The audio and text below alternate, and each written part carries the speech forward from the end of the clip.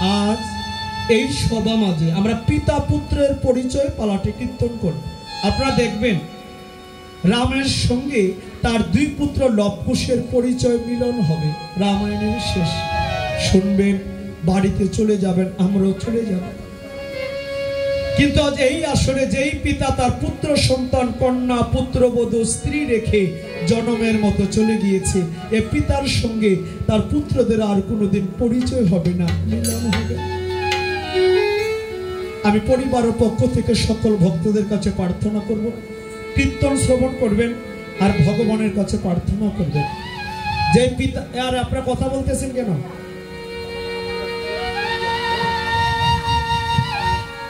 সকল ভক্তরা আশীর্বাদ করবেন যেই পিতার উদ্দেশ্যে রামায়ণ কীর্তনের আয়োজন করা হয়েছে তিনি যাতে বৈকুণ্ঠগামী হতে পারে।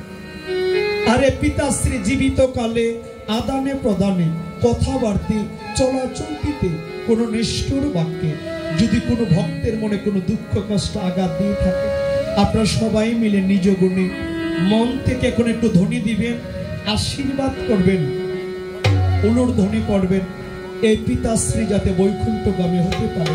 বলো পরম দয়াল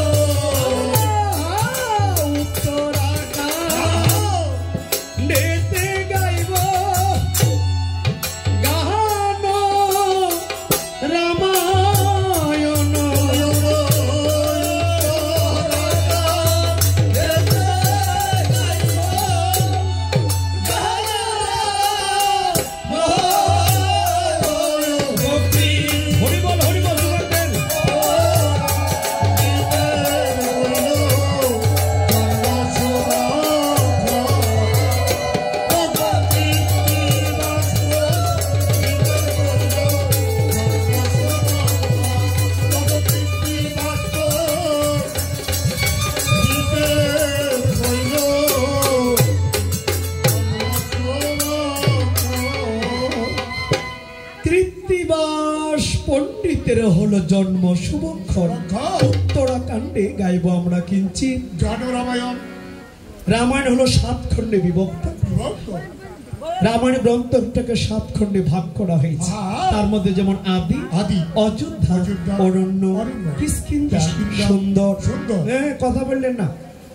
আদি, অযোধ্যা, কিষ্কিন্ধা, সুন্দর, লঙ্কা, উত্তরাখণ্ড।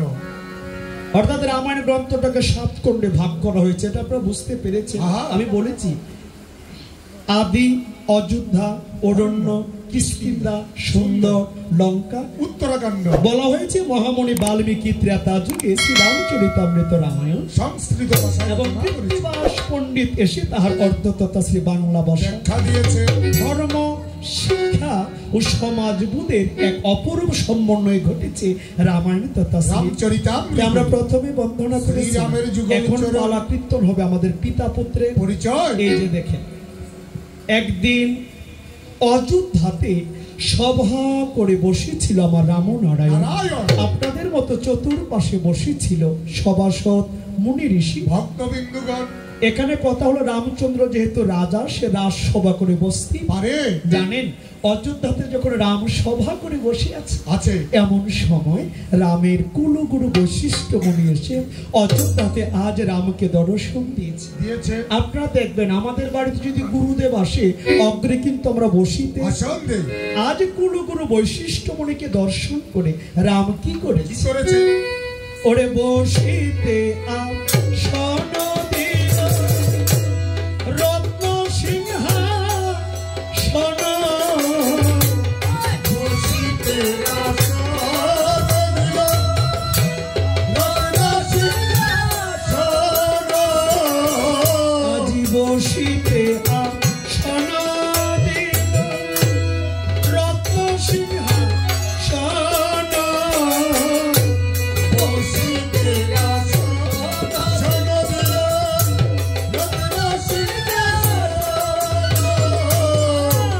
ভক্তি বড়ে পূজে দিল মনি বচন ওরে ভক্তি বড়ে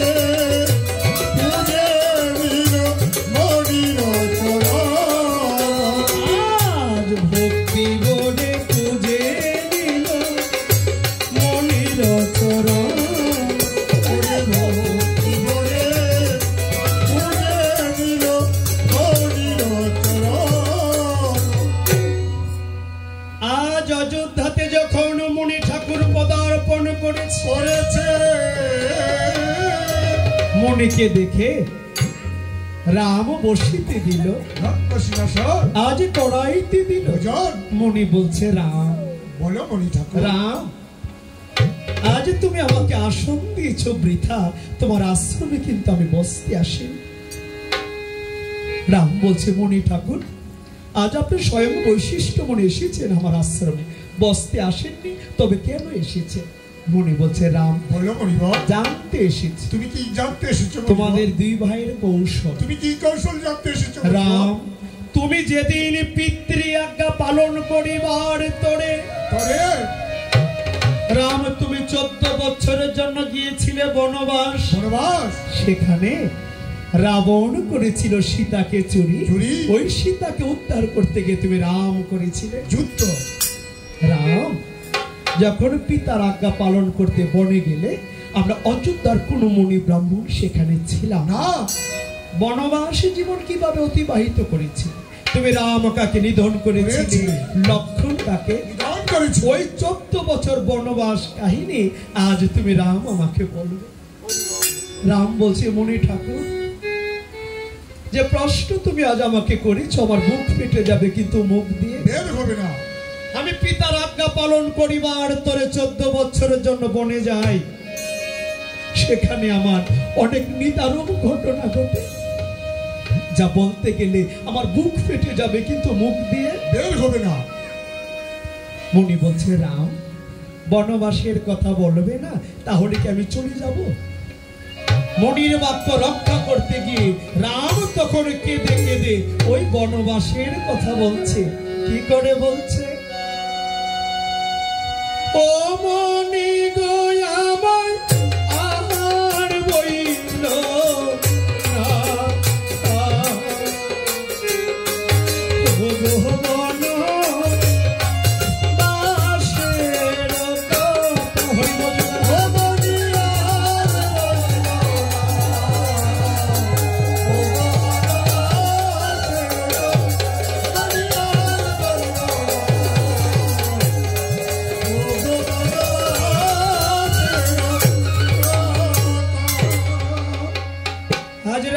রামচন্দ্র কেঁদে কেঁদে বলেছে মণি গয়া মেরা গেলা বনবাসে আমার দেশে মরল ও পিতা হে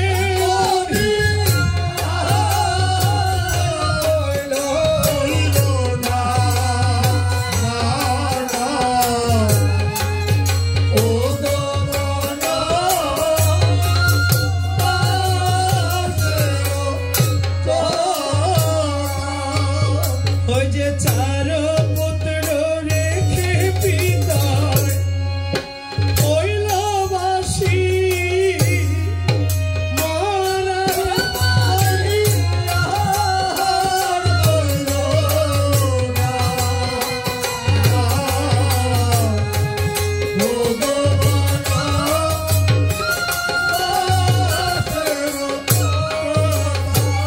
ও মুনি গো আমরা গেলাম বনবাসে ভরত মাতু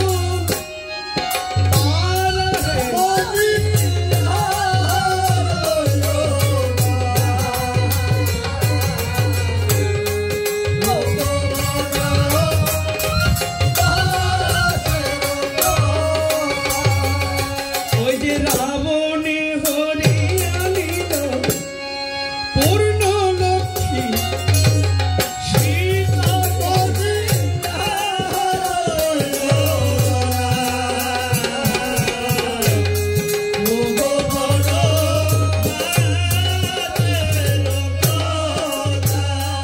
মণি গো দেশে হারাই পিতা গোয়া বনে হারাই সীতা হে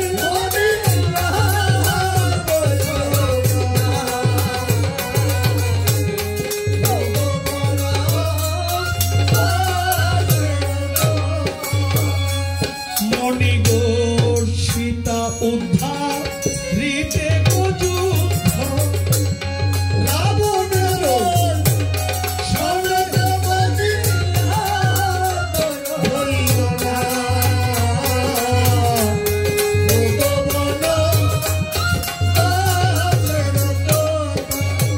ওই যে রাবণ বধিলাম আমি ইন্দ্র জিতল ক্ষণে হে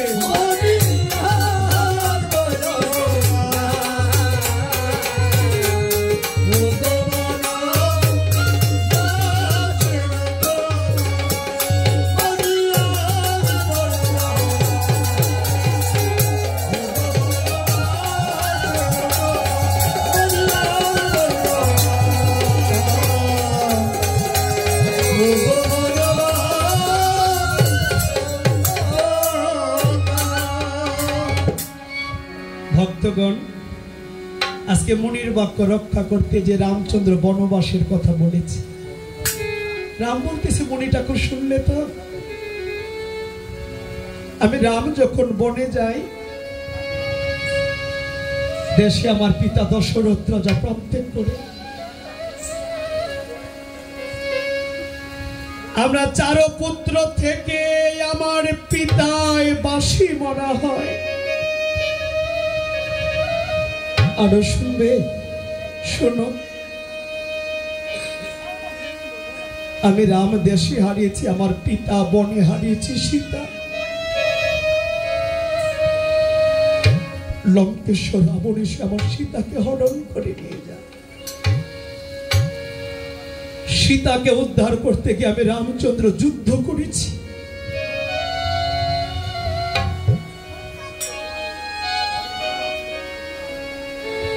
আমি রামচন্দ্র রাবণ বংশ ধ্বংস করে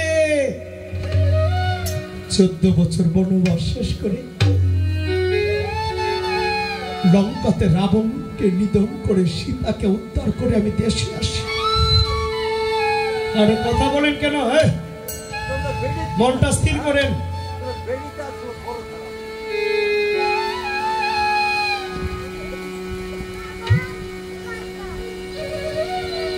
আজ রাম বলছে, মণি ঠাকুর, আমি রামচন্দ্র লঙ্কাতে রাবণ বংশ ধ্বংস করে 14 বছর বনবাস শেষ করে অযোধ্যাতে আসি। মণি গো, আমি সে হতভাগা রাম,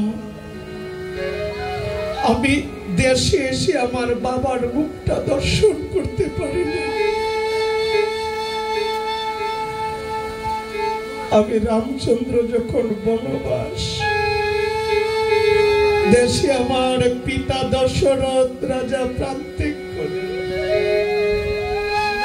আমরা 4 পুত্র থেকে আমার পিতায় বাসি মরা হয়েছে। মণি ঠাকুর, আমি রাম বনবাসে সীতাকে হারিয়ে ততটা কষ্ট পাইনি। আমি রাম যেই কষ্ট পেয়েছি অযোধ্যাতে এসে যখন দেখি আমার বাবা নাই, আমি কি করব রাজ্য দিয়ে, কি করব রাজ সিংহাসন দিয়ে? হে পৃথিবীতে যাদের বাবা নাই, মা নাই, তাদের মাথার উপরে ছায়া দেওয়ার মতো কেউ? আমরা 4টা ভাই আজকে পিতৃহারা। আমি রামচন্দ্র আর কোনদিন বাবা বলে ডাকবো না। আমার পিতাশ্রী আমাকে কোনদিন পুত্র বলে ডাকবে না। আজ রাম মণির চরণে পড়ে নয়ন জলে বুক ভাসিয়ে কেঁদে কেঁদে বলছে, ও আমরা 4 ভাই,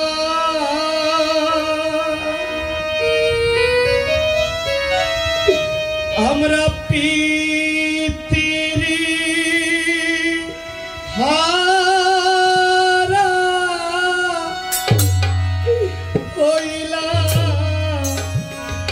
হইলাম গবে।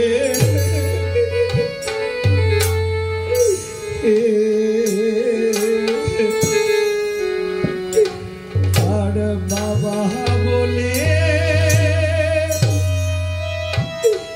আমরা ডাকব কারে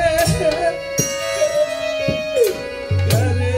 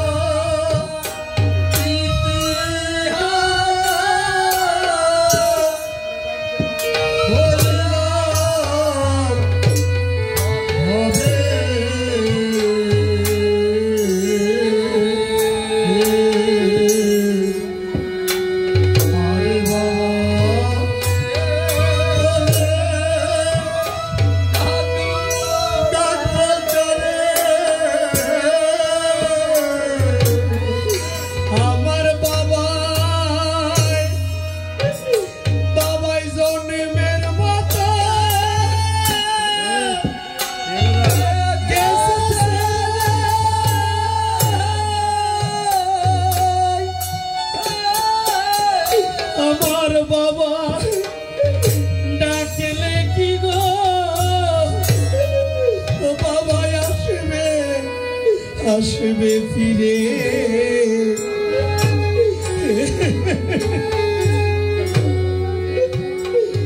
আর বাবা বলে আমরা ডাকবো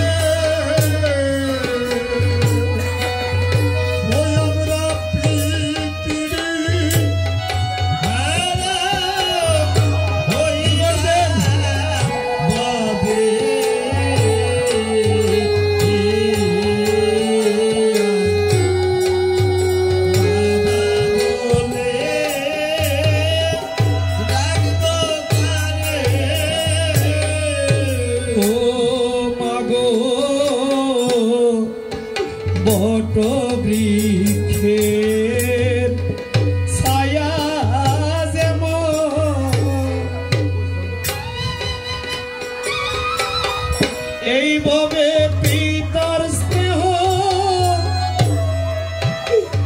হয় গতে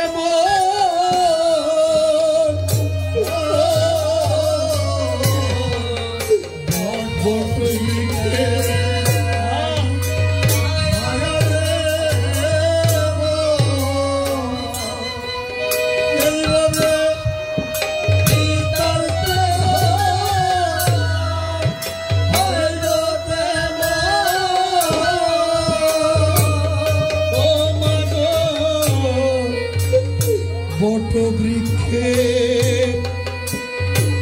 ছায়া যেমন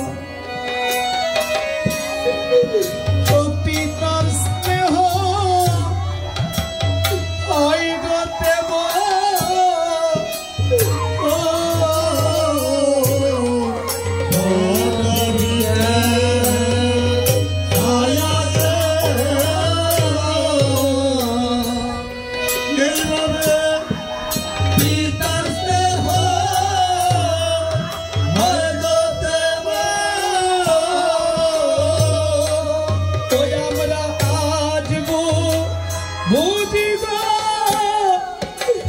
পিতার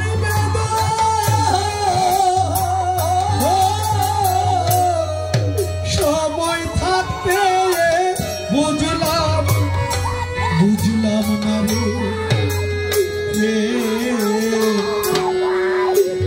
আর বাবা বলে ডাকব কারে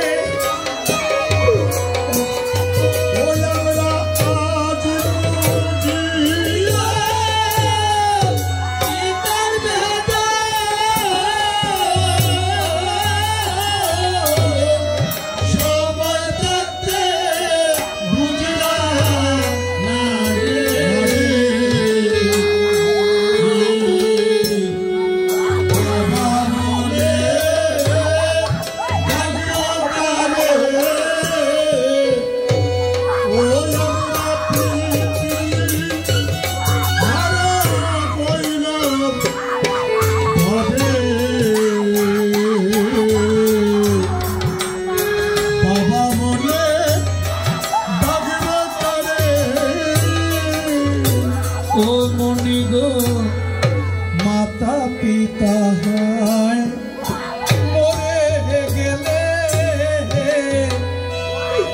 এইভাবে সন্তান বাসে নয়ন জলে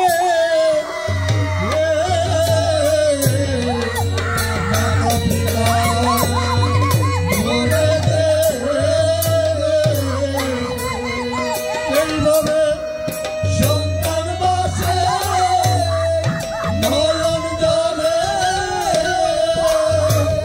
মাগো মাতা পিতায় মরে গেলে সন্তান বাসে নয়ন জলে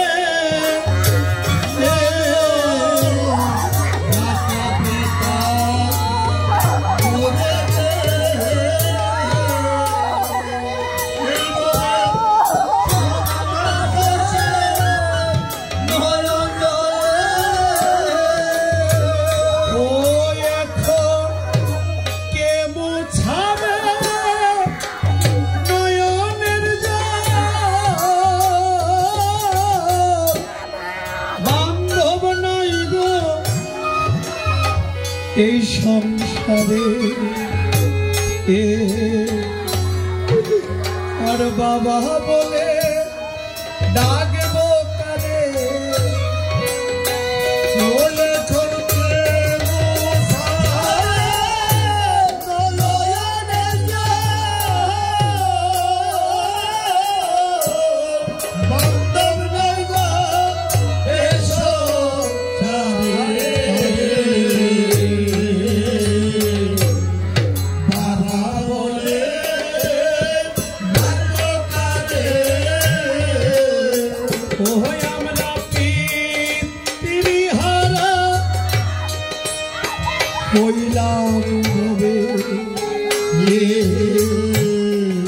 বাবা বলে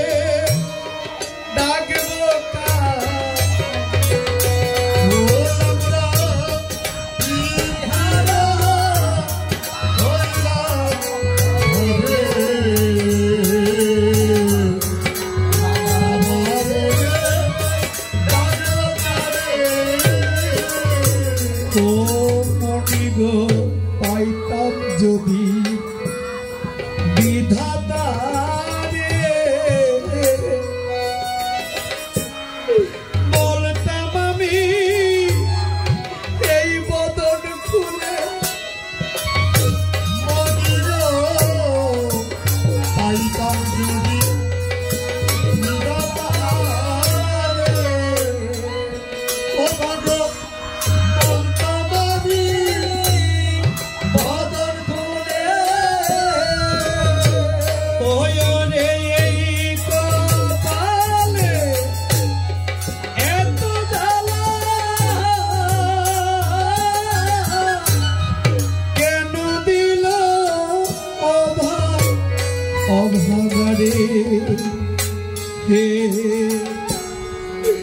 और बाबा बोले डाकबो का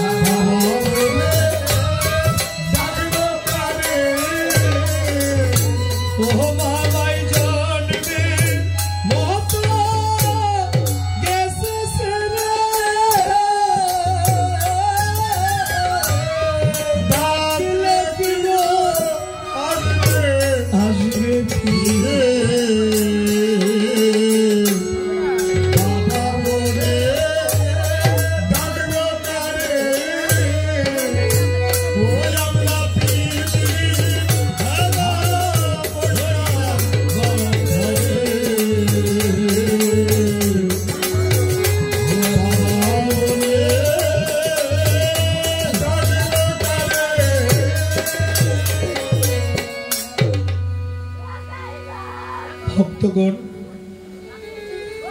এ পৃথিবীতে প্রত্যেকটা সন্তানের মাথার উপরে বাবা মা বটবৃক্ষের মতো জন্মেছে।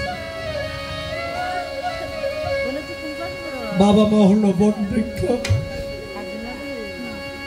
যার নাই তারা জানে। আমার মতন এক পাপীয় ভক্ত পুত্র আছে, আমার মতো সন্তান রেখে অনেক বাবা মা ভিক্ষা করে ভাত খায়, সিরা কাপড় পরে রাস্তায় গয়া কাশী যায়, বৃন্দাবনে যায় তীর্থ করতে, আর বাবা মা দুমুঠো ভাত পায় না ঘরে খেতে। সীতাকুণ্ডে যায়, শিবের মাথায় জল ঢালে, সারা জীবন শিবের মাথায় জল ঢাললাম, একদিনের জন্য চিন্তা করি নাই বাবা মার মাথায় কয় বালতি জল দিয়েছে। মঠ মন্দিরে গিয়ে গোবিন্দ সেবা দিলে কি হবে? বাবা মা যদি কষ্ট পায়, থাকতে পিতা মাতার সেবা যত্ন করো, থাকতে ঠিক। এই বাবা মা যে কি ধন, যারা না হারিয়েছে তারা ব্যতীত অন্য কেউ।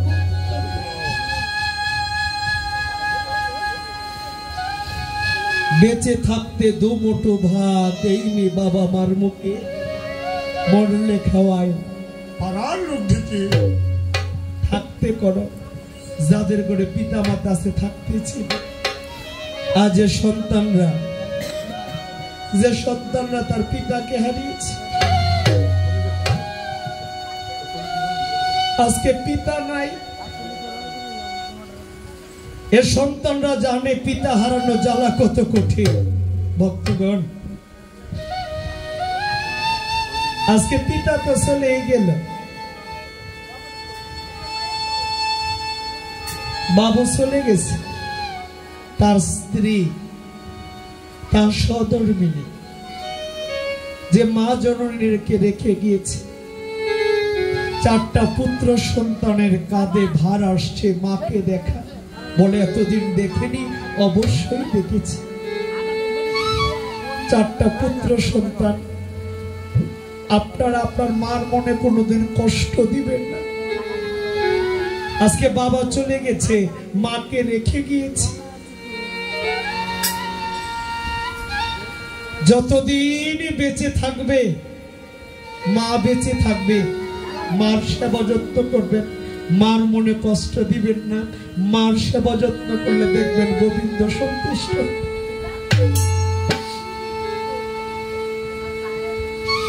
আজ রামচন্দ্র কেঁদে কেঁদে বলছে, মণি ঠাকুর এসেছিল আমার অযোধ্যাতে জানতে আমি 14 বছর বনবাস জীবন কিভাবে কাটিয়েছি।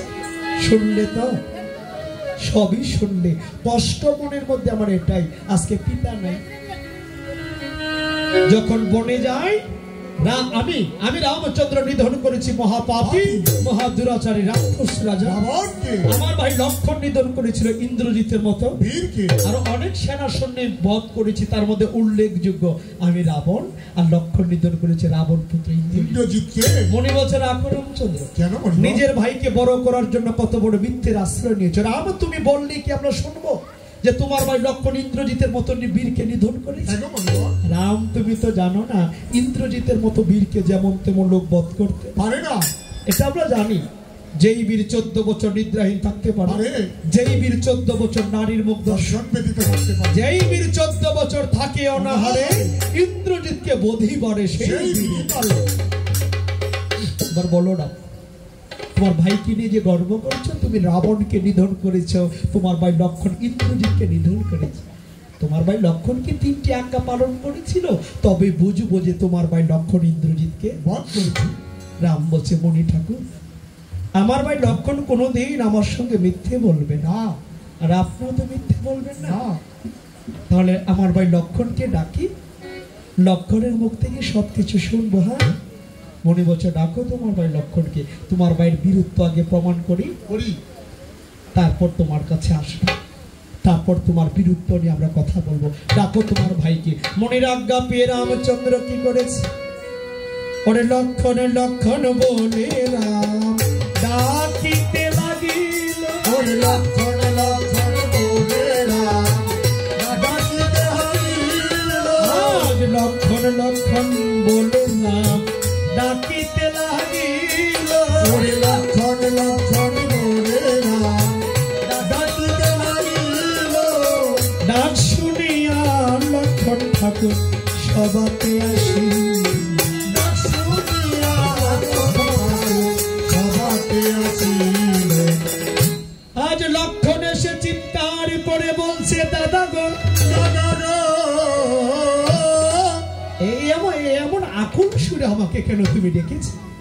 রাম বলছে, লক্ষণ আজও স্বয়ং বৈশিষ্ট্যমণি এসেছে আমাদের অযোধ্যা। আমাদের ভাগ্য ভালো, দুই ভাইয়ের কৌশল অর্থাৎ বীরত্ব জানতে এসেছে। আমি বলেছি তুই নিধন করেছিস ইন্দ্রজিৎকে, আমি নিধন করেছি ওই রাবণকে।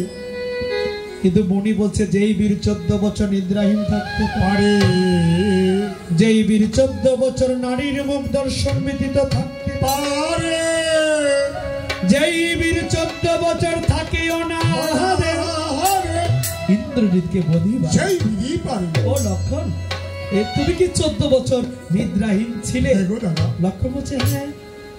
রাম বলছে, নারীর মুখ দর্শন ব্যতীত তাও ছিল, উপবাস, হ্যাঁ হ্যাঁ তাও ছিল। ও মা লক্ষণ, আমি না তোমাকে আমি না তোমাকে এতটা বিশ্বাস করি, তুমি আমার সঙ্গে মিথ্যে বলছো। তুমি 14 বছর নিদ্রাহীন কিভাবে ছিলে বলো? মনি বলছে, বলো না, বলো লক্ষণ। লক্ষণ বলছে, দাদা গো দাদা গো, আমি কার ভাই? তোমার ভাই। তোমার নাম? রাম। রাম, যেই নামে পাথর জলে ভাসে, যেই নামে বোবাই কথা বলে, অহল্যা পাষাণে ছিল, মুক্তি হয়েছিল, কাষ্ঠের তরী স্বর্ণ হয়েছিল। দাদা কত কত মায়ের সন্তান হয়নি রাম নামের দরিদ্র সন্তান প্রসব হয়েছে। দাদা তোমার নামে যদি পাথর জলে বাসে, বোবাই কথা বলে, অহল্যা পাষাণে ছিল, মুক্তি পেয়েছে। আরে আমি লক্ষণ 14 বছর নিদ্রায় থাকতে পারবো না? সবই তোমার কৃপা। যখন তুমি পিতার আজ্ঞা পালন করতে বনে যাবে, আমি যখন সিদ্ধান্ত নিয়েছি তোমার সঙ্গে বনে যাব, আমার মা আমাকে ডেকে নিয়ে বলেছিল, লক্ষণ ওরে লক্ষণ, এই পৃথিবীতে পিতার অবর্তমানে বড় ভাই হলো পিতৃ সম, বড় বৌদি হলো মাতৃ সম।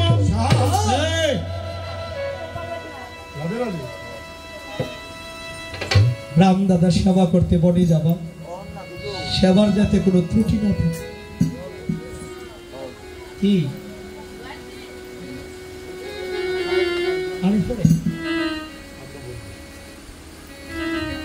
মনটা স্থির করেন, কথা বললেন না, মনটা স্থির করেন, ভাল লাগবে। আর কথা বললে কিছুই বুঝবেন না। লক্ষণ বলছে আমি যখন বনে যাব, আমার মা বলেছিল লক্ষণ ওরে লক্ষণ, তুমি দাদা বৌদির সেবা করতে যাচ্ছ বনে, সেবার যাতে কোনো ত্রুটি না থাকে। বনে যাবে, রাম তোমার পিতৃ সম, সীতা তোমার মাতৃ সম। বনে যাবা, দাদা বৌদি যখন ঘুমাবে, তুমি দরকার হলে ঘুমাবে, না দরকার হলে ঘুরে ঘুরে পাহারা দিবে। তারা খাওয়ার পর তুমি খাবে। আর যদি না খেয়ে থাকতে পারো, যে তোমাকে দেয়নি, একদিন খেতে পারোনি, উপবাস যাবে। তখন আমি মানা নিদ্রা দেবীকে ডেকে ডেকে বলেছিলাম, মা আমি দাদা বৌদির সেবা করতে বনে যাচ্ছি, এ 14 বছরের জন্য তুমি আমার চোখ থেকে ঘুম কেড়ে নাও। নিয়েছিল। 14 বছরের জন্য আমার ঘুম চোখ থেকে ঘুম কেড়ে নিয়েছিল, ঘুমায়নি। তোমরা যখন বন মধ্যে ঘুমিয়ে পড়তে, আমি লক্ষণ কিন্তু ঘুমাই নাই। আমি লক্ষণে তোমাদের ঘুরে ঘুরে পাহারা দিয়েছি, একটি রজনে ঘুমাই। রাম বলছে, ওরে ভাই, তোর গুরু ভক্তি দেখে আমি মুগ্ধ হয়ে যাই। এবার বল, 14 বছর কিভাবে নারীর মুখ দর্শন ব্যতীত ছিল? সীতা তো আমাদের পাশে ছিল। সীতা হলো নারী। আচ্ছা, তুই কি একদিনের জন্য সীতার মুখ দর্শন করিস? না গো দাদা। লক্ষণ বলছে না। কিভাবে জানো? কিভাবে? সীতা তোমার মা, হ্যাঁ, মাতৃস্বরূপ। আমি একদিনের জন্য সীতার মুখ দর্শন করি। সীতাকে আমি মাতৃরূপে বচনা করেছি। এতদিন সীতা দেবীর যুগল চরণের দিকে তাকিয়েছি। 14টা বছর সীতার যুগল চরণের দিকে তাকিয়েছিলাম, একদিনের জন্য মুখপানে তাকাইনি। দাদা, আমি চরণের বড় কান্না। তুমি আমাকে চরণ ছাড়া কইল না। এই 14 বছর যেমন তোমাদের যুগল চরণের কাঙ্গাল ছিলাম, আগেও ছিলাম, এখনো আছি, ভবিষ্যতেও থাকবো। তখন লক্ষণ বলেছে, আমায় চরণ ছাড়া করো না, আমায় চরণ ছাড়া করো না, আমি চরণ বড় ভালোবাসি, চরণ ছাড়া করো না, আমি চরণ ভালোবাসি, চরণ ছাড়া কইল না গো। আমি হয়ে রব সেই চরণ দাসী, চরণ ছাড়া করো না, আমি হয়ে রব সেই চরণ দাসী, চরণ ছাড়া কইল না, আমি চরণ ছাড়া কইল না গো। আমি চরণ ভালোবাসি, চরণ ছাড়া কইল না গো। চরণ ভালোবাসি, চরণ ছাড়া কইল না গো। ও দাদা, 14 বছর নিদ্রাহীন ছিলাম, নারীর মুখ দর্শন ব্যতীত ছিলাম। এবার রাম বলছে, বল দেখি 14 বছর না খেয়ে কিভাবে ছিল? আরে আমি তো তোকে নিজ হস্তে ফল দিয়েছি, কি ফল খেয়েছিলি? তো উপবাস ছিলি কিভাবে? লক্ষণ বলছে, দাদা আমাকে ফল দিয়েছ এটাই দেখলে, কিন্তু ফল আমি কি করেছি এটা তো আর কোনোদিন খুঁজে দেখলে না। দাদা, ফল থেকে মানে বন থেকে ফল কুড়িয়ে আনতো কে? আমি লক্ষণ আনতাম। কার হাতে দিতাম? তোমার হাতে। কয়টা ভাগ করতে? 3টে ভাগ। তোমরা কয়টা রাখতে? 2টা রাখতাম। আমাকে একটা দিতে, দিয়ে কি বলতে? ধর লক্ষন্তর ধর লক্ষন্তর। দাদা, তুমি তো ধরার কথা বলেছি, আমাকে তুমি বলনি লক্ষণ ভোজন কর, আমাকে বলেছ ধর লক্ষন্তর। দাদা গো, আমাকে তুমি ধরার কথা বলেছ, আমি ফল ধরেই রেখেছি। আমি একদিনের জন্য ফল ভোজন করিনি। রাম বলছে, ওরে লক্ষণ, আজ কি কথা বলেছিস? তুই আমার একটা আদেশের জন্য 14টা বছর না খেয়েছিলি। আয় একটিবার কোলে আয়। লক্ষণ তোর মতো ভাই যদি আজকে ঘরে ঘরে থাকতো, ভাই ভাই কোনোদিন হিংসা, কাটাকাটি, মারামারি, বিদ্বেষ কোনো কিছু হতো না। হরিব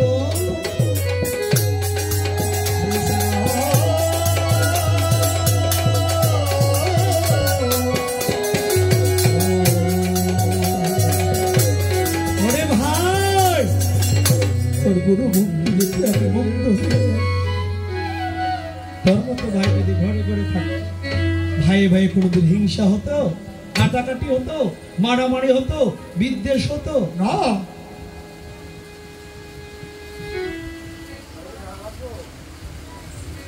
হে মামনি কথা বলো কেন? ভাই বড় ধন, রক্তের বাঁধন। রক্তের বাঁধন না গো, ভাই বড় ধন রক্তের বাঁধন। যদিও পৃথক হয়, দাদা ডরায় না, পালারে সাহস আছে। দাদা বুঝলে লাইছে নারীর কারণ দিদিয়েছে গিয়ে ব্যবতার আর কি দাদাই বলছে, এটা সবাই বলে, আমরা বলি। ভাই বড় ধন রক্তের বাঁধন, যদিও পৃথক হয়, বলে নারীর কারণ। নারীর কারণ বলে না গো, হ্যাঁ তারা হোহা না করলে ঘুমাই যাবে। ভাই বড় ধন রক্তেরও বাঁধন, যদিও পৃথক, নারীর কারণ বলেনি তো। নারীর কারণ বলতে কি বোঝা? মানে সব নারীরা খারাপ। হ্যাঁ সব নারীরা খারাপ, শুধু নারীর কারণে সংসার ভাঙে, ভাইয়ের কারণে সংসার ভাঙে। হ্যাঁ ভাইয়ের দোষটা বলে না তো। ভাই বড় ধন রক্তেরও বাঁধন, যদিও পৃথক, নারীর কারণ। আর ভাই বুঝলাম তো নারীর কারণ, সব নারীরা কি খারাপ না? কি গো, সব নারীর জন্য পরের জিত যেভাবে পড়ে এইভাবে আগে থেকে বলেছে। এখানে বলে ভাই বড় ধন রক্তের বাঁধন, যদিও পৃথক, নারীর কারণ। নারী বলতে সবাই বোঝায়, যেমন দাদা বলছে, আমরাও বলি, সবাই বলি। কিন্তু নিয়ে কিন্তু এবার একটা পক্ষ ধরছে, কারণ নারীর দলটা একটু বড় দেখছে, না। এদিকে তারা পক্ষ ধরছে। না এটা পক্ষ বিপক্ষ কথা না দাদা। দাঁড়া ইতিহাস গা আসরে ভাইঙ্গা দেবো, পক্ষ বিপক্ষ নাই। ভাই বড় ধন রক্তের বাঁধন, যদিও পৃথক, কিছু নারীর কারণ আর কিছু ভাইয়ের কারণ। কিছু লাগাইতে হইব। হ্যাঁ সব নারীরা খারাপ না মা, এটা দাদাও জানে। হ্যাঁ দাদা, এতদিন তো আপনারা আমরা বলেছি ভাই বড় ধন রক্তের বাঁধন, যদিও পৃথক, নারীর কারণ। হ্যাঁ সব তো তার উপরে দিছি। নারীর কারণে সংসার ভাঙে না, নারীর কারণে গড়েও। হ্যাঁ এটা বলতে পারি কিছু নারীর কারণ, সব নারীরা খারাপ না। আপনার নারী কান মন্ত্র দিলে না ভাইয়ের সংসারটা ভাঙে, তো তুমি ভাই যদি শক্ত থাকো তো তোমার সংসারটা ভাঙবো কেমনে? তুমি দিয়ে বিটির কথা লগে লগে নাচো, তো দুষ্টা তো তোমারে না। এগুলো যে বের করে না হইল দিয়া তো তুমি যদি শক্ত থাকো, তোমার যতই কানের মধ্যে ফু দেখ, মন্ত্র দেখ, তুমি শক্ত থাকলে সংসার আবার ভাঙবে কেমনে? কেউ তোমার কানে নালে কয় ফিস ফিস, তো তুমিও তো লগে লগে নাচো, তো দুষ্টা তো বাইরে না। কেউ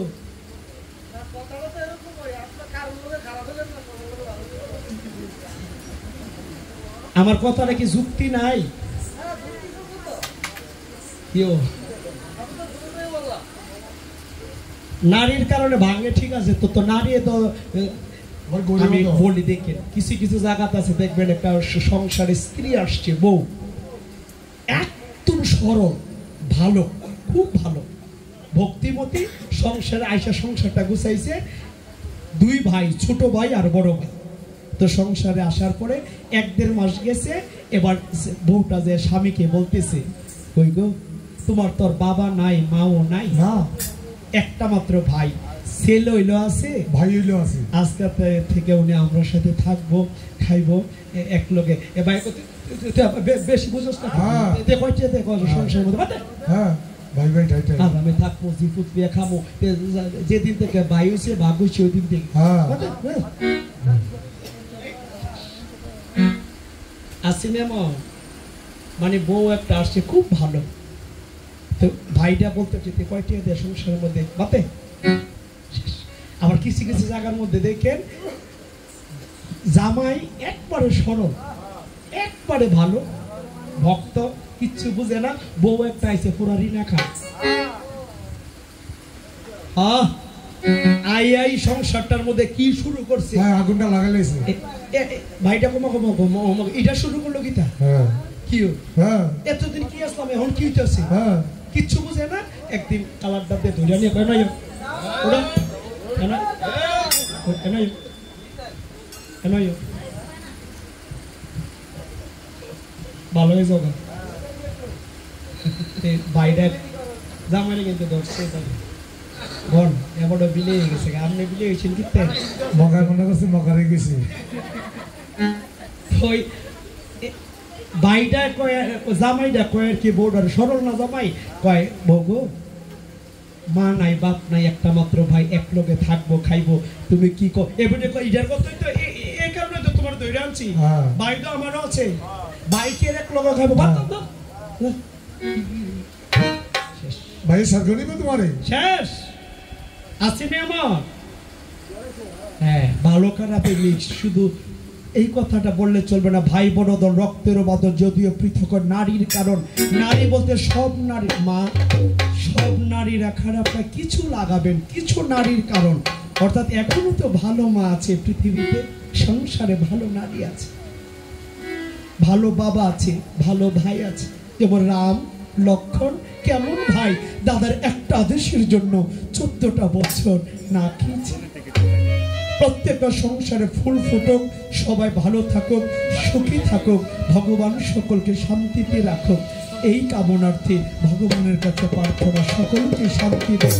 বলো পরম দয়াল শ্রী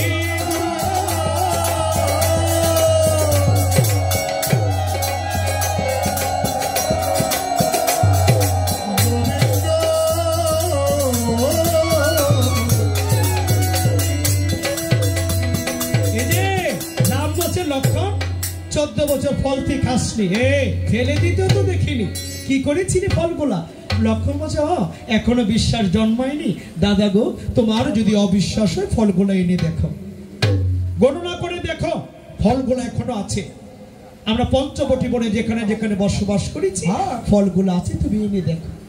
রাম বলছে লক্ষণের কতদিনের ঘটনায় আমরা গিয়েছিলাম বনে ফলগুলা কি নষ্ট হয়ে যাবে না লক্ষণ বলছে না না গো দাদা না যেই ফল গোলক বিহারী যেই ফল গোলক বিহারী শ্রীরামের হাতের স্পর্শ পেয়েছে সে ফল কোনোদিন নষ্ট হতে পারে না ফলগুলা এনে দেখ রাম বলছে হ্যাঁ হ্যাঁ আমি ফলগুলা এনে দেখবো কিন্তু কে যাবে হনুমান হনুমান যাবে।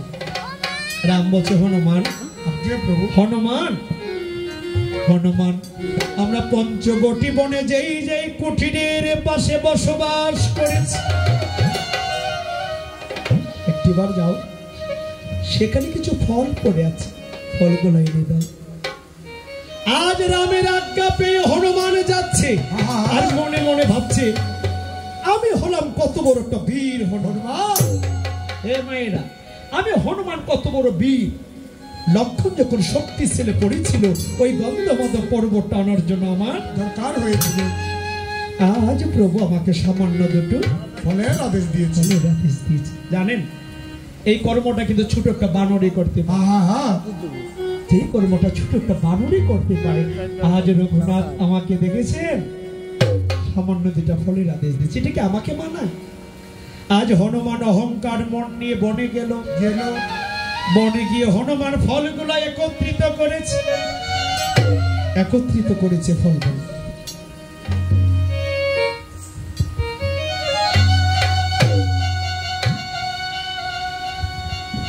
রাম লক্ষণ যেই যে কুঠিরে বসবাস করেছে সে ফলগুলো একত্রিত করা হলো হনুমান বলছে এই ফল সামান্য দুটা ফলের জন্য প্রভু আমাকে আদেশ দিয়েছে ফল পুরানো শেষ এবার নিয়ে যাবার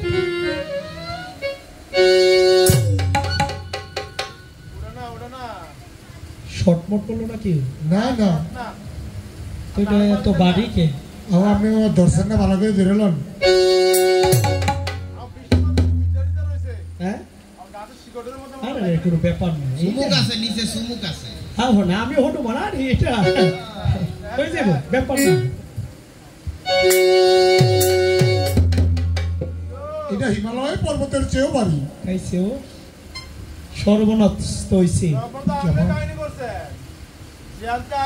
রাম প্রভু আপনি হাতে দিছে মনে মনে কোনো কিছু ভাবছেন না আপনি? অহংকার নিছিল। হ্যাঁ আমি হনুমান বলছিলাম আমি এত বড় বীর হনুমান, প্রভু সামান্য দুইটা ফলের আদেশ দিয়েছে। এই পাথরটার ভিতরে জমছে এই ময়লাটা ওই পরিষ্কার করেন। অহংকার রাধে রাধে।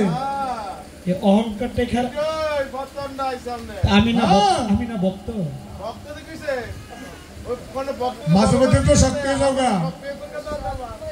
তুমি আসলে তো ভক্তই অন্ত মাঝে দিয়ে শক্ত হয়ে গেছো। ওই যে অহংকার নিছো মনে বীর বংশ বীর। হ্যাঁ মনে করছে গন্ধমাদন পর্বত লেগেছে ওই ইয়া গোবর্ধন পর্বত আলগি দিয়ে লাইছে। আমি বুঝলাম অহংকার মানুষের মূল পতনে কারণ। তাহলে ভক্ত হলে লাভ হবে না। ভগবানকে ডাকলে কি হবে? লোক দেখানো ভক্তি দিয়ে ভিতরে যদি লোভ, লালসা, হিংসা, চুরি, বাটপারি, রাহাজানিতে ভরা থাকে, যতই বলবো হরি বল, গোবিন্দ বলবো রাখ, হ্যাঁ তো মনের মধ্যে ময়লা আছে, আগে পরিষ্কার কর। হ্যাঁ ভুল নাম্বার ডায়াল করেছো। হনুমান বনে গেল, ফলগুলা বুঝা বেঁধেছে, তোলার শক্তি হনুমানের মধ্যে নেই। ওই গন্ধমাদ পর্বতের থেকেও অহংকারের বুঝাটা অনেক ভারী হয়ে গেল। দেখেছেন ভক্তগণ অহংকার কত খারাপ। রামচন্দ্র আজ্ঞা দিয়েছিল, হনুমান বলেছিল আমি এত বড় বীর। হনুমান নয়নে জলে বুক বাসাচ্ছে। আজ হনুমান প্রভু রামের কাছে গিয়ে বলছে, প্রভু গো আমি যে ফল আনতে পারিনি, আজ আমি বনে গেলাম, ফলগুলো একত্রিত করেছি। প্রভু আজ আমার মনে অহংকার এসেছে। আমার মনে প্রভু অহংকার এসেছে। আমার মনে অহংকার এসেছে গো, আমার মনে অহংকার এসেছে। আমার পূর্বের শক্তি সব দূরে গিয়েছে, মনে আমার অহংকার এসেছে। আমার পূর্বের শক্তি দূরে গিয়েছে, আমার মনে অহংকার এসেছে। পূর্বের শক্তি দূরে গিয়েছে,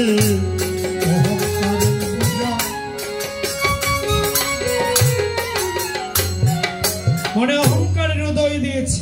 বনে গেলাম, ফলগুলো একত্রিত করলাম, আনতে পারি নাই। রামচন্দ্র বলছে যাও হনুমান, নিজের ভুল বুঝতে পেরেছ, তাতেই আমি সন্তুষ্ট, তুমি আর কিছু বলা লাগবে না, যাও।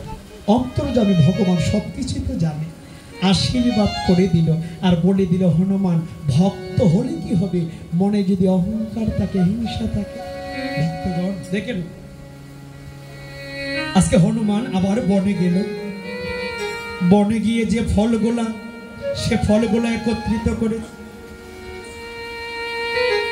আজ মনানন্দে হনুমান অহংকার ত্যাগ করে বনে গিয়ে ফল বুঝা বেঁধেছে। আজ ফল নিয়ে হনুমান যাত্রা করেছে। কিভাবে? ওহন চলছে ধীরে ধীরে, ওহন চলছে ধীরে ধীরে, ওহন চলছে ধীরে ধীরে।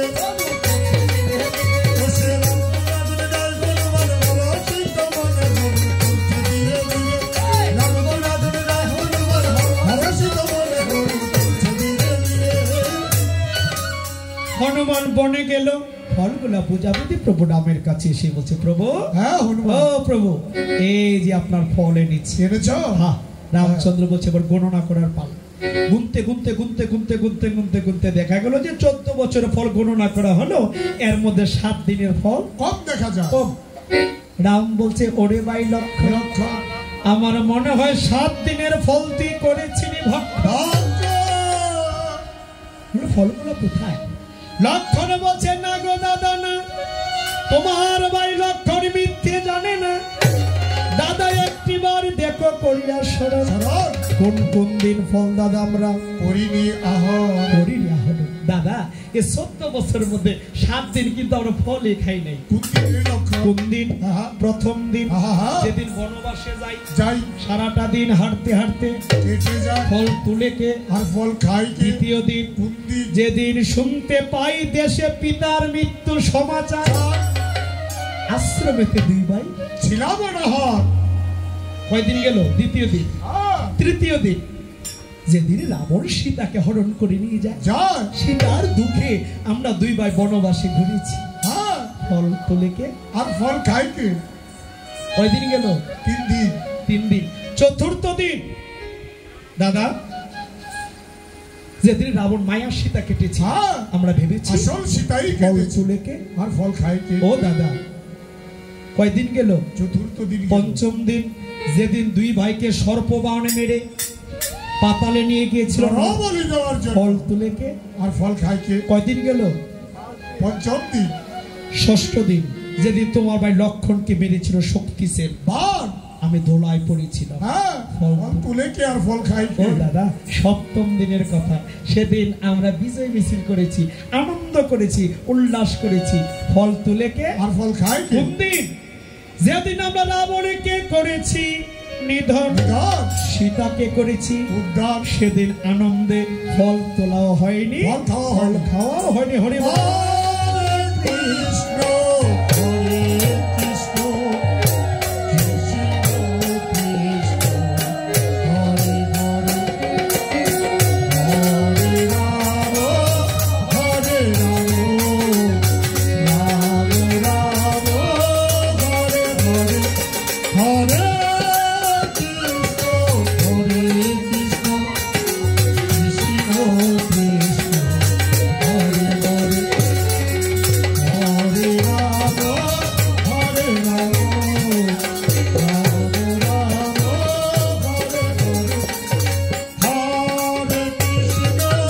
হরে কৃষ্ণ কৃষ্ণ কৃষ্ণ হরে হরে হরে রাম হরে রাম রাম রাম হরে হরে দেখে রাম বলছে লক্ষণ, হে লক্ষণ, তাহলে তুই 14 বছর নিদ্রাহীন ছিলি, উপবাস ছিলি, নারীর মুখ দর্শন বাধিত ছিলি, ইন্দ্রজিৎকে নিধন করেছিস, তার প্রমাণ আমরা পেয়েছি। ঠিক আপনারা পাইছেন। লক্ষণ যে বীর হ্যাঁ ইন্দ্রজিৎকে পাইছি।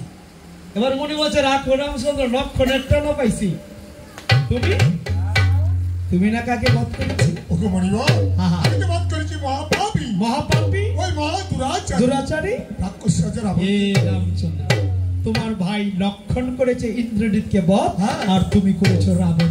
হ্যাঁ তুমি তো জানো না রাবণকে মহাপাপী বলছো, মহাদুরাচারী বলছো, বলছি। কিন্তু রাবণ ব্রাহ্মণ সন্তান কি ছিল। করে মনিব?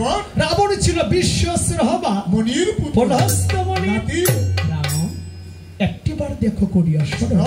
লঙ্কাতে সীতাকে উদ্ধার করতে গিয়ে রাবণ কি করেছে? করেছিলেন তো। রাবণকে নিধন করে আজ তুমি ব্রহ্ম হত্যার পাপে। পাতকি হয়েছে। আমি পালার শুরুতেই তোমার আশ্রমে এসেছিলাম, আর একটা মুহূর্ত বিলম্ব করবো না। কেন মনিব? ওই সে ব্রহ্ম হত্যার পাপ আমাকেও গ্রাস করবি। লঙ্কাতে করেছো, রাবণ বংশ নিয়ে অযোধ্যাতে সে পঞ্চমাসে গর্ভ সীতাকে দিয়ে বিনা দোষে দিয়েছ নির্বাস। জীবনে যত পাপ করেছো কামার সমস্ত পাপের অবসান ঘটবে। আজ তোমাকে একটা কর্ম করতে হবে, আমায় কি করতে হবে মনিব? যজ্ঞ। আমাকে কি যোগ্য করতে হবে? ব্রহ্ম হত্যা করেছো পাপেরই কারণ। কারণ আজ তোমাকে রাজস্ব যজ্ঞ করতে হবে, অযোধ্যা ভবন রাজস্ব যজ্ঞ। পারবে? ওকে মনিব রাজস্ব যজ্ঞের বিধান কি মনিব? এই যজ্ঞ করতে গেলে আসবে যত ব্রাহ্মণগণ, ঘর যে যা কিছু চায় তোমাকে অকাতরে দান করতে হবে। পারবো না মনিব। এই যজ্ঞ কেন আমি করতে পারবো না? তুমি কি জানো না আমাদের পূর্বপুরুষ রাজা হরিশ্চন্দ্র এই যজ্ঞ করতে গিয়ে কি হয়েছিল? কারণ ওই বিশ্বামিত্র মণিকে দান করতে গিয়ে চণ্ডাল বেশ ধারণ করতে হয়েছে। ওকে মনিবর বলেই তো বটাই এই সর্বনাশা যজ্ঞ করা মনের ইচ্ছা নাই।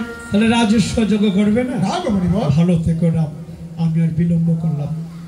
মনিবর চলে গেলে কি করে হবে? ওই রাজস্ব যজ্ঞ ছাড়া কি আর কোনো যজ্ঞ নেই?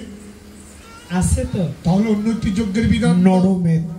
এই নরমের যজ্ঞের বিধান কি? আপনারা বুঝতেছেন রাম লঙ্কাতে রাবণকে নিধন করে পাপ থেকে মুক্তি মোচনের জন্য মনির কাছে বিধান চাচ্ছে। মনে বলছে নরমের যজ্ঞের বিধান। এই যজ্ঞের বিধান কি মনিবর? এই যজ্ঞ করতে গেলে নর অর্থ মানুষ, মেদ অর্থ। মস্তক। পঞ্চম বছরের নিষ্ঠাবান ব্রাহ্মণ সন্তানের মস্তক কেটে যজ্ঞে আহুতি দিতে। কি বলছো মনিবর? তুমি কি আমাকে যজ্ঞের বিধান দিচ্ছ নাকি আমাকে নিয়ে উপহাস করছো? আহা। ওই লঙ্কাতে ব্রাহ্মণ নিধন করে পাপের সীমা নাই। নাই নাই। আবার বলছো পঞ্চম বছরের নিষ্ঠাবান ব্রাহ্মণ সন্তানের মস্তক কেটে ওই যজ্ঞ আহুতি দিতে। এত বড় পাপ কার্য পারবো না মনিবর। তখন মণি বলেছে রাম এই যজ্ঞ পারবে না। তাহলে শোনো শোনো ও রামচন্দ্র, আমি শোনো বলি বলি তোমারে, শোনো শোনো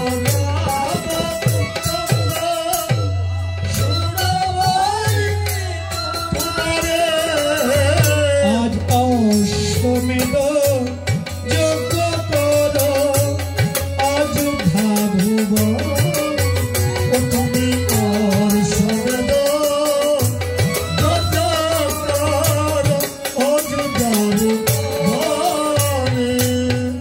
যজ্ঞের নাম অশ্বমেধ যজ্ঞ। পারবে রাম? মণিবর। ব্রহ্ম তার পাপ আজ তোমার মধ্যে থাকবে না। এই যজ্ঞের বিধান কি মনিবর? মণি বলছে এই যজ্ঞের প্রথম বিধান একটা নিমন্ত্রণ পত্র লিখবে। কোথায় নিমন্ত্রণ করতে হবে? নিমন্ত্রণ করতে হবে। তাহলে শ্রবণ করো। ওরা আমার রাজা নিমন্ত্রণ করবে প্রজা নিমন্ত্রণ। তুমি রাজা নিমন্ত্রণ করে রাজা তুমি রাজা নিমন্ত্রণ করবে প্রজা নিমন্ত্রণ তুমি রাজা নিমন্ত্রণ করে রাজা আবার স্বর্গে যাইয়া নিমন্ত্রিবে যত দেব। তুমি স্বর্গে যাইয়া নিমন্ত্রিবে যত দেবগণ। ওরে স্বর্গে যাইয়া নিমন্ত্রিবে যত দেবগণ। তুমি স্বর্গে যাইয়া নিমন্ত্রিবে যত দেবগণ। আবার পাতাল কবি নিমন্ত্রিবে বাসতি চরণ। তুমি পাতাল পুরী নিমন্ত্রিবে বাসতি চরণ। ওরে পাতালেতে নিমন্ত্রিবে বাসতি চরণ। তুমি পাতালে নিমন্ত্রিবে বাসতি চরণ। ওরে তপবনে নিমন্ত্রিবে সহজাত ব্রাহ্মণ। তুমি তপবনে নিমন্ত্রিবে সহজাত ব্রাহ্মণ। তুমি তপবনে নিমন্ত্রিবে তুমি তপবনে নিমন্ত্রিবে সহজাত ব্রাহ্মণ। রাম, এই যজ্ঞ করতে গেলে প্রথমেই তোমাকে নিমন্ত্রণ করতে হবে। কোথায় কোথায়?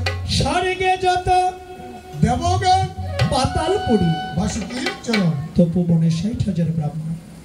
একজন ব্রাহ্মণ যদি অনিমন্ত্রিত থাকে তোমার যজ্ঞ পূর্ণ হবে না। আসবে যত ব্রাহ্মণগণ রাম দিতে হবে সুবর্ণের আসন, শ্রদ্ধার সহিত সুবর্ণের আসন, করাইতে হবে ভোজন, দিতে হবে দক্ষিণা, প্রত্যেকটা মুনি ব্রাহ্মণকে বরণ করতে হবে। তাও পারবো মনিবর। এই যজ্ঞ করতে গেলে অশ্বমেধ, অশ্বর্ত ঘোড়া, এক শ্বেত বর্ণের অশ্ব, 4 বর্ণের খুর, মাথায় দিবে সোনার কয়ুন, কপালে জয়পত্র লিখে রাজ্যর যশ করাবে ভ্রমণ। যজ্ঞ সমাপন কালে এই অশ্বের রুদি দিয়ে যজ্ঞ আহুতি দেবে। রামচন্দ্র। বলো মনিবর। আর একটা দুঃখের বিষয়, কেন মনিবর? এই যজ্ঞটা করতে গেলে বাবা তোমাকে যুগড় রূপে বসতে হবে, কুলে পুত্র নিতে হবে। পারবে? রাম বলছেন না। চা হয়ে গেছে দাদা।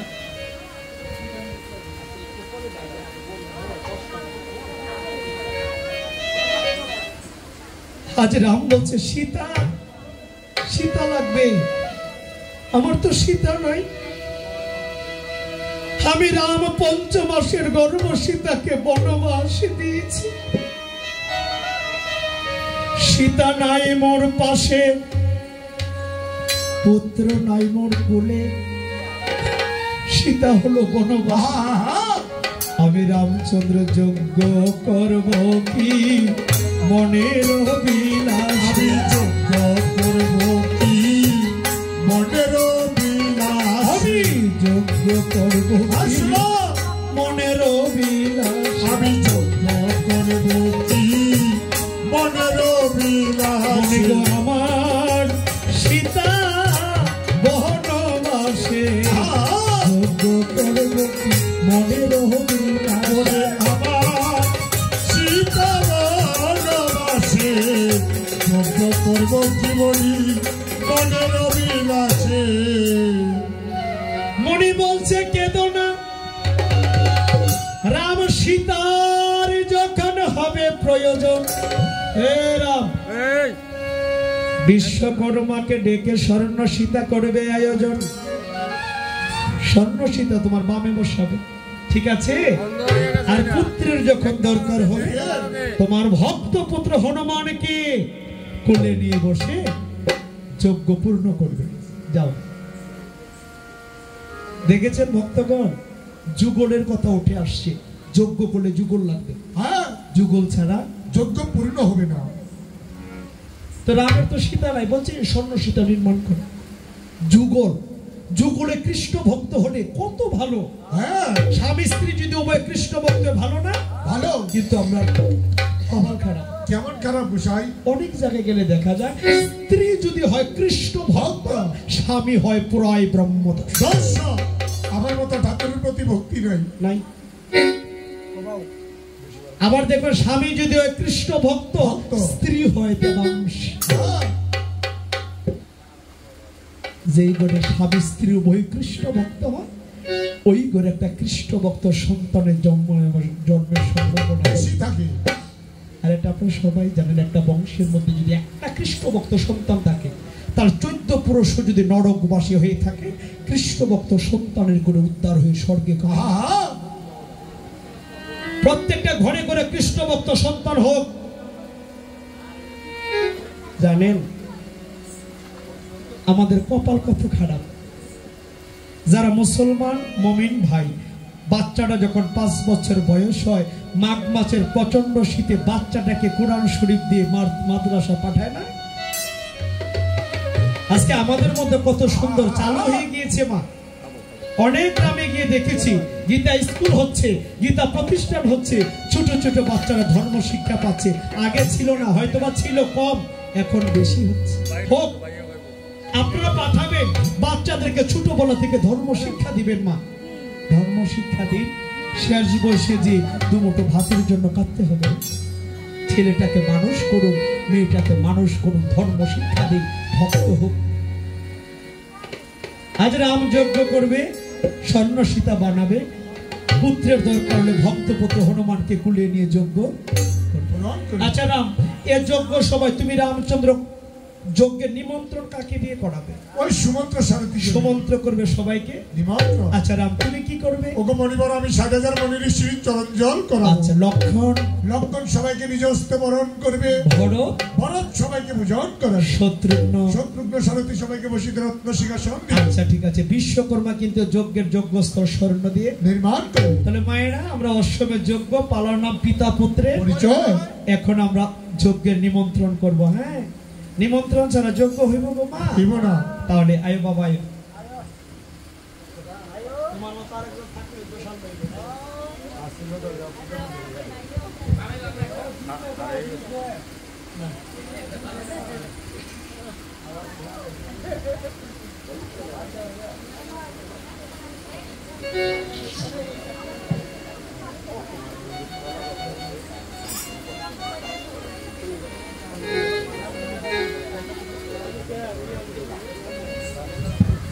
তোমার নাম কি? শ্রেয়ান দাস গোপাল। শ্রেয়ান দাস গোপাল। শ্রিয়া ষাট সেকাম। ওই আমরা ওই দিন প্রোগ্রামে গেছিলাম, কোন দিক থেকে গেছি? সিডাং সিডাং। আর সিডাং সুভাষকার প্রোগ্রামে আমরা কোন গেছিলাম? সিয়াং। আরে কোন দিক থেকে গেছিলেন? হ্যাঁ, এই লাকসামের দিকে বোধহয় গ্রামের নাম শ্রিয়াং। শ্রিয়াং মুজফ্ফরগঞ্জের দক্ষিণ দিয়া শ্রিয়াং। এটা ওই মুজফ্ফরগঞ্জের দক্ষিণ দিয়া শিয়াল কুশাল আছে। শ্রিয়াং শ্রেয়াং। ও আমি কইতারি না রে। হ্যাঁ, বহুত টাকা দেয় এর নাম শ্রেয়াং। আর কই কই শ্রিয়াং বল। আমারই ভুল হইছে। তোমার নাম হইছে সুমন্ত্র। বলছে তো সুমন্ত্র। সুমন্ত্র। সুমন্ত্র। হ্যাঁ। আয়ো তুমি বল, তোমার দরকার আছে। আয়ো। হ্যাঁ। নাচতে পারো নি? তো কবি না পারি। আমি রামচন্দ্র যজ্ঞ করব, তোমাকে বানালাম সুমন্ত্র, তুমি এখন নিমন্ত্রণ করবা। এই যজ্ঞে নিমন্ত্রণ পত্র নিয়ে প্রথমেই যাবার স্বর্গে। স্বর্গে যত পাতালপুরী তপোবনে সবাইকে করবে নিমন্ত্রণ। মনে রাখে, একজন ব্রাহ্মণ যদি অনিমন্ত্রিত থাকে আমার যজ্ঞ পূর্ণ হবে না। এদিক দিয়ে যাইবা, এদিক দিয়ে নাচতে নাচতে এদিক দিয়ে যাবা, এদিক দিয়ে গিয়ে এদিক দিয়ে গিয়ে একটা রাম কুণ্ডলী দিয়ে আসরে চলে আসবা। হ্যাঁ, তোমাকে দেখলে সবাই বুঝবে রামচন্দ্র যজ্ঞ করবে, এটা নিমন্ত্রণ পত্র। ঠিক আছে? নাচতে হইব কিন্তু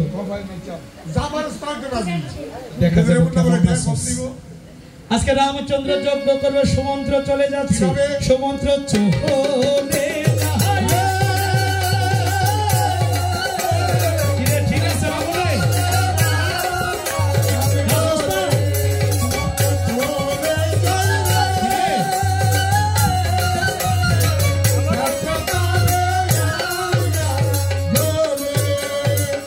আজ স্বর্গে যাইয়া নিমন্ত্রিল যত দেব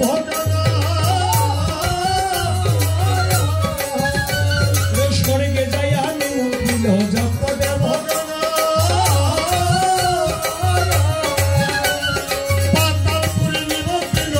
বাসুকীর চরণ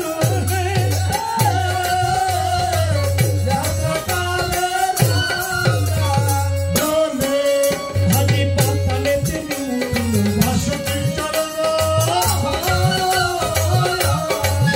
দেখো তো মনে নিমন্ত্রিল ৬০,০০০ ব্রাহ্মণ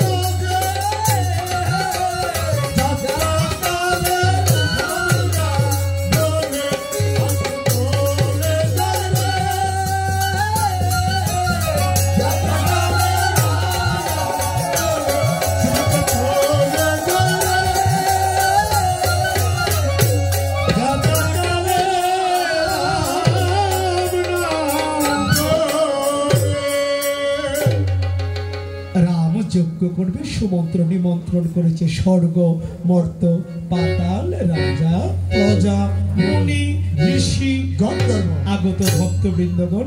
আপনারা সবাই অশ্বমেধ যজ্ঞে সবাইকে নিমন্ত্রণ করে সুমন্ত্র দেখি বারে পায় যে আসলে আমি যে নিমন্ত্রণ করলাম কেউ বাদ পড়েছে কিনা। হ্যাঁ, রাম বারবার করে বলে দিয়েছিল একজন ব্রাহ্মণ যদি অনিমন্ত্রিত থাকে তাহলে রামের যজ্ঞ পূর্ণ হবে না। আজকে মনে মনে নিমন্ত্রিত হিসাব করে চান, ওই লোমস মণি আর অঙ্গিরা মণি নামে দুজন ব্রাহ্মণ বাদ পড়েছে। কি বারে ভাই, কয়জন বাদ পড়ছে গো? দুইজন। একজন হলো লোমস মণি আর একজন অঙ্গিরা মণি। সুমন্ত্র মনে করে ভাবো না দুজন ব্রাহ্মণকে নিমন্ত্রণ না দিলে রামের যজ্ঞ পূর্ণ হবে না। আমি যাই ওই লোমস মণি আর অঙ্গিরা মণিকে গিয়ে তাড়াতাড়ি নিমন্ত্রণ করে আবার সুমন্ত্র পত্রখানি মাথায় নিয়ে লোমস মণি আর অঙ্গিরা মণিকে নিমন্ত্রণ করতে যাবে। দাদা হইছে রেডি? আচ্ছা, বাড়ির একটু চা প্রসাদের ব্যবস্থা করেছে। যে দুজন মণি বাদ পড়েছে তাদেরকে নিমন্ত্রণ আমরা করব। নিমন্ত্রণ করার পরই আমরা নিমন্ত্রণ পত্র সমাপ্ত করে যজ্ঞের কাজ আরম্ভ করব। আর এই যজ্ঞ সবাই কিন্তু পিতা পুত্রের পরিচয় হবে। আমরা স্টেপ বাই স্টেপ পালাটা কীর্তন করব। এখন আমাদেরকে একটু সময় দিবেন, চা বিরতি দেব, বিরতির পর আবার বাকি অংশ কীর্তন হবে। আর যিনি চলে গেছেন ওনার ভাগ্য অনেক ভালো, ওনার সন্তানদের ভাগ্য বলো। যে ভক্তগুলো আছেন অনেক সময় ধরে আমাদের একটানা পালাটা শ্রবণ করেছেন, বাকি অংশটুকু শ্রবণ করবেন। আমার পরিচয় পত্র, আমার নাম গৌতম চন্দ্র সূত্রধর, আমার বাড়ি কুমিল্লা ডিস্ট্রিক্ট মুরাদনগর থানা দারোরা ক্যান্টনে। যদি ভিজিটিং কার্ডের দরকার হয় আমার কাছে কার্ড আছে, চেয়ে রেখে দেবেন। কোনো সময় অদমের দরকার পড়ে যোগাযোগ করবেন। এর আমরা বিরতিতে যাই। হ্যাঁ দাদা, বিরতি দেই দাদা। চা আনেন গো বাড়ির মালিক, চা আনেন গো বাড়ির মালিক, যেতে হবে অনেক দূর। কই মা গেছে বাজনা মোদের, কই মা গেছে গলার সুর, কই মা গেছে বাজনা মোদের, কই মা গেছে গলার সুর। চা আনেন গো বাড়ির মালিক, চা আনেন গো বাড়ির মালিক, যেতে হবে অনেক দূর। কই মা গেছে বাজনা মোদের, কই মা গেছে গলার সুর, কই মা গেছে বাজনা মোদের, কই মা গেছে গলার সুর। গলার সুর ওরে পেটে মোদের লাগছে ক্ষুধা সইতে পারি না আর ব্যথা চায়ের সঙ্গে দিও মুড়ি চায়ের সঙ্গে দিও মুড়ি হইও না এত নিষ্ঠুর কই ভাগেছে বাজনা তোদের কই ভাগেছে গলার সুর কই ভাগেছে বাজনা তোদের কই ভাগেছে গলার সুর আবার চায়ের পরে পান সুবাড়ি এনে দিবা তারা পরে চায়ের পরে পান সুবারি এনে দিবা তাড়াতাড়ি চায়ের পরে পান না খাইলে চায়ের পরে পান না খাইলে কণ্ঠ হয় না সুমধুর কই ভাগেছে বাজনা তোদের কই ভাগেছে গলার সুর কই ভাগেছে বাজনা তোদের কই ভাগেছে গলার সুর ওরে মেয়ে লোকের দরদ বেশি তোমরা আমার মাসি পিসি মেয়ে লোকের দরদ বেশি তোমরা আমার পিসি মাসি মনের কথা জানার পরও মনের কথা জানার পরও আর থাইতো না রসের ভর কই ভাগেছে বাজনা তোদের কই ভাগেছে গলার সুর কই ভাগেছে বাজনা তোদের কই ভাগেছে গলার অধম গৌতমের এই বাসন টানা খেয়ে কেউ যাবে এই মিনতি সবার পদে এ মিনতি সবার পদে দিয়ে গেল নিমন্ত্রণ